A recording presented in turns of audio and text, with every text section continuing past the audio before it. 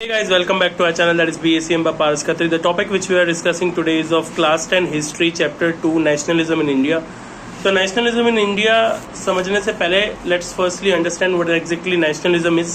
तो ये हमने जब चैप्टर 1 किया था नेशनलिज्म इन यूरोप के अंदर, तब भी हमने यही जो है वो टॉपिक सबसे पहले डिस्कस किया था कि व्हाट एग्जैक्टली नेशनलिज्म इज. तो नेशनलिज्म का मतलब ये द फीलिंग ऑफ वननेस, ठीक है, द फीलिंग की मतलब this country belongs to us, ये कंट्री हमारी है, ठीक है, और हमें इसे आज़ाद कराना है, हमें इसका जो है वो मतलब ध्यान रखना है. तो वो फीलिंग जब एक कंट्री के लोगों के अंदर आने लगती है तो उसी को बोलते हैं क्या, नेशनलिज्म. तो इंडिया की नेशनलिज्म जो है वो एक बहुत लंबी जर्नी रही, ठीक है. तो उस जर्नी के अंदर इवेंट बाय इवेंट बहुत सारी चीज़ें हुई, ठीक है, एक एक करके बहुत सारी चीज़ें होती रही. तो उन चीज़ों को हम पहले एक बार समझ लेते हैं, ठीक है, इवेंट समझ लेते हैं कि पहले ये हुआ, फिर ये हुआ, फिर ये हुआ, फिर एक एक करके उनको डिटेल में डिस्कस करेंगे. सबसे पहले इंडिया का जो सबसे पहला फ्रीडम स्ट्रगल माना जाता है वो 1857 माना जाता है. जब ये स्टोरी तब की है जब इंडिया के जो सोल्जर्स थे तो उनको जो है वो मतलब कि सुअर की चर्बी वाले कारतूस दिए गए थे, ठीक है. ये स्टोरी आपने पहले भी सुनी होगी, 9th क्लास में पढ़ाई जाती है, ठीक है. सुअर की चर्बी वाले कारतूस यानी कि बुलेट्स दी गई थी और उन्हें उसे मुंह से छील करके फिर जो है वो गन में डालना होता था. तो जैसे ही उन्हें ये चीज पता चली कि इस पे सुअर की चर्बी लगी है, ठीक है, पिग की फ्लैश लगी है, तो उन लोगों ने इसके खिलाफ आंदोलन कर दिया. उसी को इंडिया का फर्स्ट जो है वो आंदोलन माना जाता है, मूवमेंट माना जाता है, फ्रीडम स्ट्रगल माना जाता है. उसके बाद में 1870 के अंदर बंकिम चंद्र चट्टोपाध्याय ने जो है वो वंदे मातरम जो है वो लिखा, ठीक है, उसको कंपोज किया. 1885 के अंदर जो है वो कांग्रेस की जो है वो मतलब की शुरुआत की गई और इसके जो उस वक्त के प्रेसिडेंट थे वो A.O. ह्यूम थे, ठीक है. ये इंपॉर्टेंट है, पेपर में आता है कि जो कांग्रेस की स्टार्ट हुई 1885 में, उसके फर्स्ट प्रेसिडेंट कौन थे या फिर उसके फर्स्ट जो चेयरपर्सन थे वो कौन थे, तो A.O. ह्यूम. और W.C. बनर्जी जो है वो ने इस मीटिंग की सबसे पहले शुरुआत करी थी कांग्रेस की. इसके अलावा जो है वो 1905 के अंदर लॉर्ड कर्जन ने जो है वो प्रपोज किया था कि बंगाल का डिवीजन कर देना चाहिए, ठीक है. तो लॉर्ड कर्जन ने जो है वो एक प्रपोजल दिया था कि बंगाल के हिस्से कर देने चाहिए, 2 हिस्से कर देने चाहिए. इसके अलावा जो है वो 1905 के अंदर ही अबिंद्रनाथ टैगोर ने जो है वो भारत माता का जो है वो पोस्टर बनाया था. अब पेपर में ना कई बार क्या आता है, जैसे मल्टीपल चॉइस क्वेश्चन आएगी कि भारत माता का जो पोर्ट्रेट है, जो फोटो है, जो मूर्ति आज हम देखते हैं भारत माता की, उसको किसने बनाया है. तो नीचे ना ऑप्शन होते हैं, अबिंद्र चंद्र टैगोर, ठीक है, अबिंद्रनाथ टैगोर हो गया, फिर रविंद्रनाथ टैगोर हो गया, ठीक है, ऐसे 4-5 ऑप्शन होते हैं. तो रविंद्रनाथ टैगोर हर कोई क्लिक करके आ जाता है, ठीक है. क्यों? क्योंकि हमको यही पता होता है कि रविंद्रनाथ टैगोर ही तो होते हैं, है ना, वो जनगण लिखने वाले, है ना, वो फेमस है. तो अबिंद्रनाथ टैगोर के बारे में कोई जानता नहीं है. हाँ, तो इसीलिए याद रखना, ये अबिंद्रनाथ टैगोर अलग है, रविंद्रनाथ टैगोर अलग होते हैं, ठीक है. तो ये अबिंद्रनाथ टैगोर वो है जिन्होंने भारत माता की फोटो बनाई थी, फोटो मूर्ति, ठीक है. इसके अलावा 1906 के अंदर आगा खान और नवाब सलीमुल्लाह ने जो है वो मुस्लिम लीग की शुरुआत करी. मुस्लिम लीग ही वो पार्टी थी जिसने बाद में मांग करी थी कि हमें अलग से मुस्लिम्स के लिए कंट्री बनानी है, जिसका नाम पाकिस्तान रखा गया, ठीक है. तो मुस्लिम लीग की वजह से हुआ. इस मुस्लिम लीग की शुरुआत कब हुई, 1906 के अंदर आगा खान ने इसकी शुरुआत करी. 1907 में कांग्रेस पार्टी 2 हिस्सों में बंट गई. एक थे एक्सट्रीमिस्ट और एक थे मॉडरेट्स. एक्सट्रीमिस्ट वो थे जो हिंसा का मार्ग अपनाते थे, जो वायलेंस का रास्ता चुनते थे, ठीक है, और मॉडरेट्स वो थे जो अहिंसावादी थे. इसके अलावा 1911 के अंदर जो है वो मतलब कि दिल्ली दरबार ऑर्गेनाइज किया गया, ठीक है, दिल्ली दरबार ऑर्गेनाइज किया गया अंग्रेजों द्वारा. अब ये सब जो है वो मैं टॉपिक डिस्कस उतने नहीं कर रहा हूँ क्योंकि ये सब टॉपिक्स हमें आगे समझने हैं, ठीक है, पूरे टॉपिक समझ रहे हैं. अभी बस हम एक इवेंट लाइन समझ रहे हैं कि पहले क्या हुआ, फिर क्या हुआ, फिर क्या हुआ. उसके बाद में क्या हुआ कि बंगाल का जो है वो डिवीजन अबॉलिश कर दिया गया, ठीक है. बंगाल का जो डिवीजन का प्रपोजल आया था ना कि बंगाल को 2 हिस्सों में बांट देंगे, दिल्ली दरबार में उस पर डिसाइड किया गया कि बंगाल का डिवीजन नहीं किया जाएगा. दिल्ली दरबार को फिर कोलकाता ट्रांसफर कर दिया गया, ठीक है. कोलकाता से जो है वो मतलब कि दिल्ली ट्रांसफर कर दिया गया. पहले कोलकाता में होता रहा, कोलकाता से दिल्ली ट्रांसफर कर दिया गया.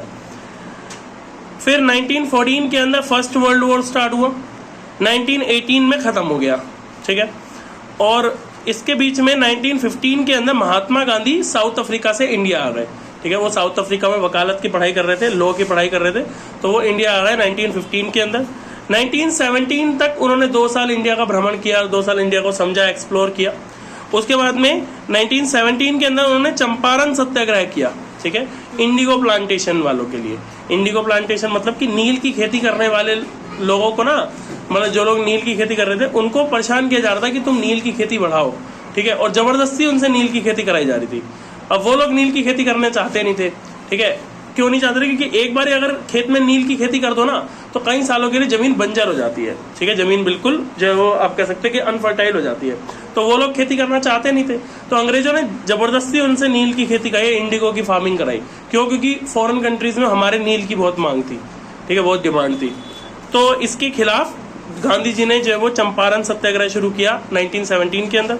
फिर 1917 के अंदर ही उन्होंने खेड़ा गुजरात के अंदर जो है वो किसानों के साथ खड़े हुए उनके लिए लड़े। 1918 के अंदर उन्होंने जो है वो गुजरात में टेक्स जो कॉटन टेक्स्ट मिल के जो मजदूर थे उनके साथ मिलकर के आंदोलन किया। तब तक इन 3 आंदोलनों ने गांधी जी को नेशनल हीरो बना दिया, ठीक है, और लोगों को ये समझ में आने लगा कि गांधी इज द वन जो कि हमारे को आजाद करा सकते हैं। फिर मैंने बताया 1918 के अंदर वर्ल्ड वॉर फर्स्ट खत्म हो गया था। तो जो ब्रिटिश गवर्नमेंट थी उन्होंने क्या करा, उन्होंने जो है वो मतलब कि उन्होंने तब तक जो है वो इंडियंस जो है वो रूल बनाना चाहते थे कि इंडियन रूल होना चाहिए, मतलब कि इंडियंस का रूल चलना चाहिए सरकार के ऊपर। लेकिन उन्होंने आकर के उसको मना कर दिया कि ऐसा नहीं चलेगा।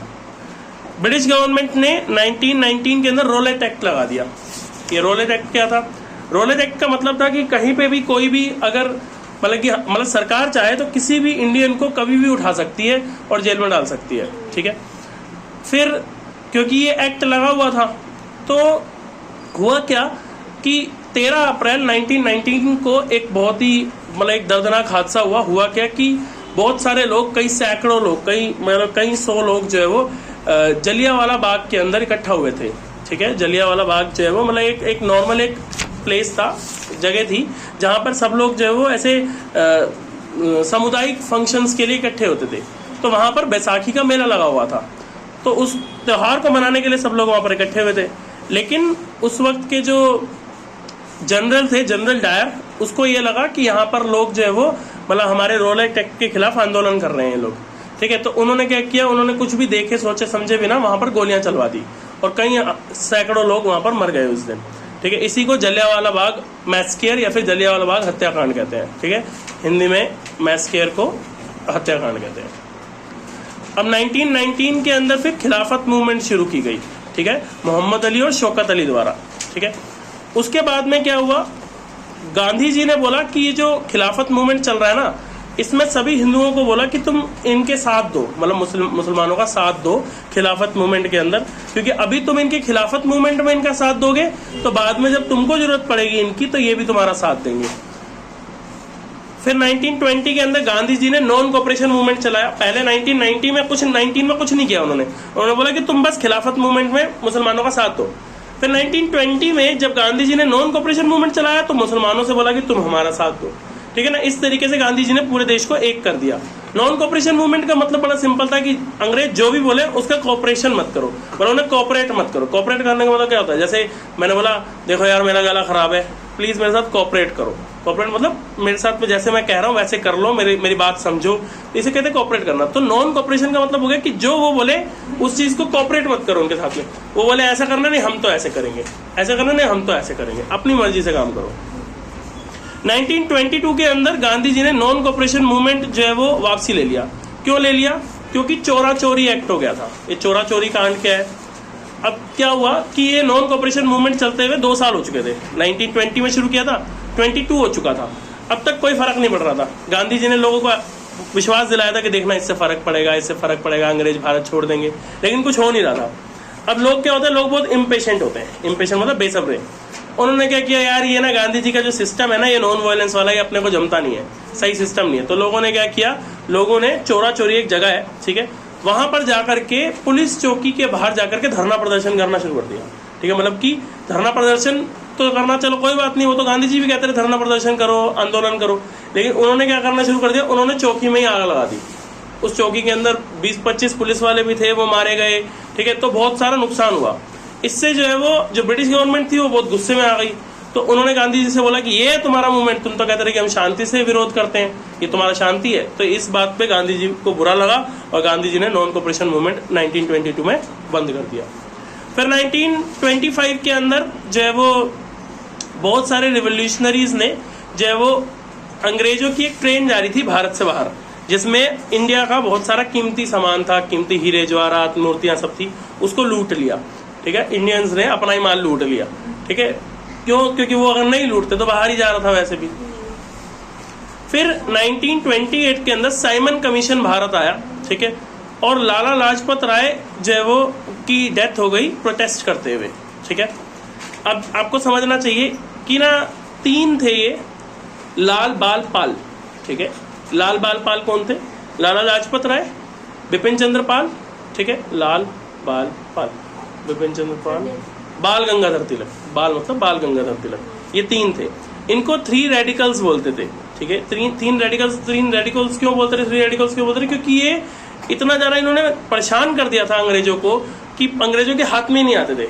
इधर ढूंढने जाए तो वहां पे कुछ कांड कर देते थे, वहां ढूंढने जाए तो यहाँ कुछ कांड कर देते थे, तो अंग्रेजों को परेशान कर दिया था, ठीक है। तो जब वो मतलब कि 1928 में एक आंदोलन के दौरान लाला लाजपत राय की डेथ हो गई थी, ठीक है। इसके अलावा साइमन कमीशन भी 1928 में इंडिया आया। अब ये साइमन कमीशन क्या था? साइमन कमीशन था कि इंडिया में जब साइमन कमीशन आया तो इसलिए आया था क्योंकि अब वो जो चोरा चोरी एक्ट हुआ था, याद है, आग लगा रही थी, तो अंग्रेजों ने जो है वो बोला कि भाई अब देखना तो पड़ेगा ना भाई, इतना तगड़ा कांड हुआ है तो किसकी गलती है, किसको सजा होनी चाहिए। इसके लिए उन्होंने साइमन कमीशन बना के भेजी।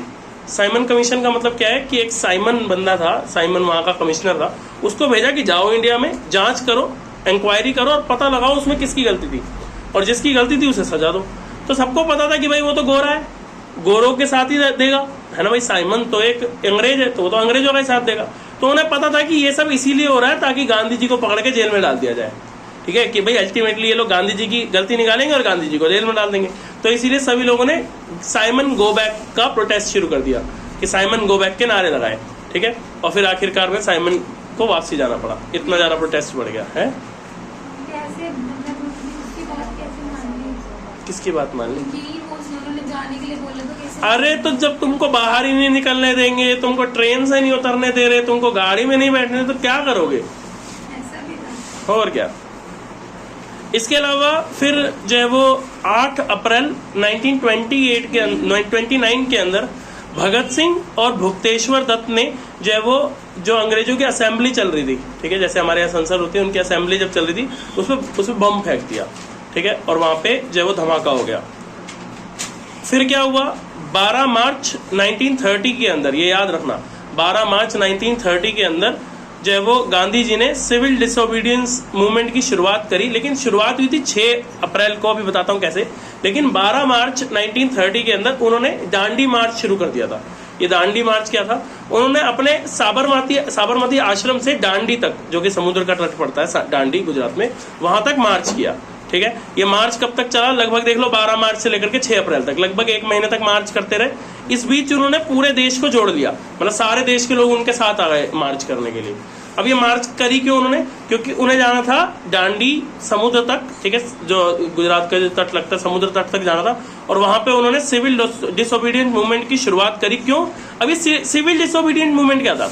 सिविल डिसोबीडियंट मूवमेंट था कि अंग्रेज जो बोले उसको ना मानो, अंग्रेज जो भी बोले उसको ना मानो, ठीक है, उनको बिल्कुल जो वो मतलब कि सिविल डिसोबीडियंस कर दो। तो इसके लिए उन्होंने करा क्या? उन्होंने सबसे पहले खुद कानून तोड़ा। कौन सा कानून तोड़ा गांधी जी ने?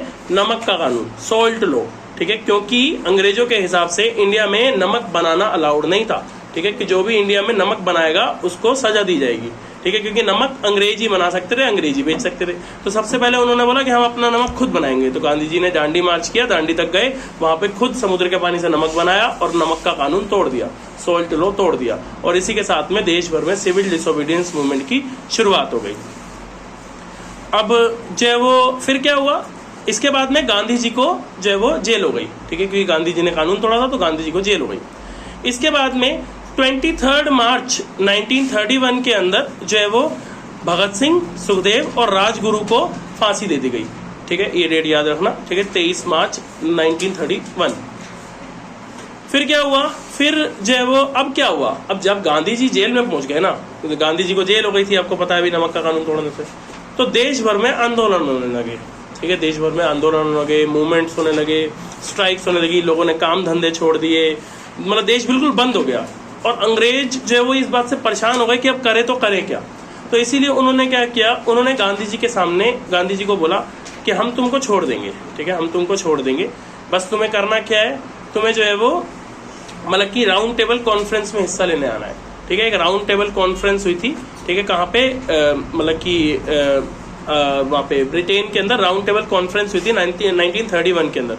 उन्होंने बोला कि तुमको हम राउंड टेबल कॉन्फ्रेंस में आने का मौका देंगे, तुम ये सिविल डिसोबीडियंस मूवमेंट जो चला रखा है उसको बंद करो, ठीक है, और तुमको हम छोड़ भी देंगे। तो गांधी जी ने बोला कि मैं छूटने को तैयार हूँ, लेकिन मेरे साथ साथ जितने और लोगों को बंद किया गया है इस चक्कर में, उनको भी छोड़ा जाएगा, और उनके जो भी सामान तुमने जब्त किए हैं, प्रॉपर्टीज ले ली है, उनसे छीन लिया सामान, वो भी लौटाना पड़ेगा। तो वो इस बात पे मान गए अंग्रेज। फिर 1932 के अंदर पूना पैक्ट साइन किया गया महात्मा गांधी और डॉक्टर अंबेडकर के बीच में। पूना पैक्ट क्या था, पूना पैक्ट ये था कि जब भी भारत आजाद होगा तो नीची जाति के लोगों को भी उतना ही अधिकार दिया जाएगा जितना कि ऊंची जाति के लोगों को। तो नीची जाति के थे डॉक्टर भीमराव अंबेडकर, उन्होंने और गांधी जी ने दोनों ने मिलकर के पूना पैक्ट साइन कर लिया। फिर 1933 के अंदर चौधरी रहमत अली ने जो है वो सबसे पहले पाकिस्तान का आइडिया दिया, ठीक है। उन्होंने बोला कि भाई ऐसे करके एक नया मुल्क बनाया जाना चाहिए, हिंदू मुस्लिम का लड़ाई रोकने के लिए एक अलग मुल्क बनाया जाना चाहिए, एक अलग देश बनाया जाना चाहिए जिसका नाम होगा पाकिस्तान। तो इसका सबसे पहले आइडिया किसने दिया था, रहमत अली। फिर 1935 के अंदर जो है वो इंडियन गवर्नमेंट एक्ट जो है वो पास किया गया, ठीक है। इंडियन गवर्नमेंट एक्ट मतलब अभी इंडियन गवर्नमेंट बनी नहीं है, लेकिन इंडियन गवर्नमेंट एक्ट पहले ही पास हो गया था, ताकि उसी वो बनेगा तभी तो संविधान आगे कॉन्स्टिट्यूशन बनाया जा सकेगा। तो 1935 के अंदर इंडियन कॉन्स्टिट्यूशन एक्ट जो है वो इंडियन गवर्नमेंट एक्ट पास हो गया। 1939 के अंदर सेकेंड वर्ल्ड वॉर शुरू हुई, ठीक है। तो इंडिया के अंदर जितने भी वो थे ना, मतलब कि ब्रिटिश सोल्जर्स थे, ब्रिटिश जो गवर्नर्स थे, वो सब वॉर में चले गए। तो इस चीज का फायदा उठाते हुए पीछे जो है वो मतलब कि इंडिया ने अपनी जो जीत थी वो और पक्की करते चले गए, ठीक है। और धीरे धीरे करके गांधी जी ने 1942 के अंदर क्विट इंडिया मूवमेंट शुरू किया, और फिर उसके बाद में डू और डाई मूवमेंट भी शुरू कर दिया, ठीक है। क्विट इंडिया मूवमेंट मतलब भारत छोड़ो आंदोलन, और डू और डाई आंदोलन मतलब करो या मरो। अब ये लास्ट है कि इसके बाद गांधी जी को बता रहा कि इसके बाद दोबारा मौका नहीं मिलेगा, या तो अब आजादी मिल जाएगी या नहीं मिलेगी फिर कभी। 1945 के अंदर जो है वो 39 के अंदर सेकेंड वर्ल्ड वॉर शुरू हुआ था, 45 के अंदर खत्म हो गया। वो भी खत्म कैसे हुआ कि यूएसए ने जापान के जो है वो हिरोशिमा नागासाकी के ऊपर जो है वो बम फेंक दिए, ठीक है, न्यूक्लियर वेपन जो है वो फेंक दिया, और इसी के साथ में जो है वो सेकेंड वर्ल्ड वॉर खत्म हो गया था। फिर 1946 के अंदर जो कैबिनेट कमीशन था वो इंडिया आया, ठीक है, और उन्होंने कॉन्स्टिट्यूशनल असेंबली का जो प्रपोजल था उसको एक्सेप्ट कर लिया। मतलब अंग्रेजों ने खुद मान लिया कि हाँ जी हम तुमको छोड़ के जाने वाले हैं हम, ठीक है, तो अब तुम अपना कॉन्स्टिट्यूशन बना लो, अपना देश कैसे चलाओगे वो सब सोच लो बैठ के, ठीक है। तो उन्होंने 1946 में इसकी आज़ादी दे दी थी, उन्होंने बता दिया था कि हाँ हम थोड़े टाइम में इंडिया छोड़ के चले जाएंगे, ठीक है। तो इसीलिए फिर उसके बाद में फिर कॉन्स्टिट्यूशन बनाना शुरू हुआ, ये सब कुछ जो है वो शुरू हो गया, और आखिरकार जो है वो 15 अगस्त 1947 रात के 12 बजे इंडिया जो है वो आज़ाद हो गया, ठीक है। और उसी वक्त जो है वो क्या हुआ, उसी वक्त जो है वो इंडिया पाकिस्तान का बंटवारा भी हो गया, ठीक है, मतलब इंडिया पाकिस्तान का जो है वो डिवीज़न भी हो गया। तो अभी फिलहाल के लिए इस वीडियो में इतना ही, बाकी का सेकंड पार्ट में करते हैं। Thank you so much.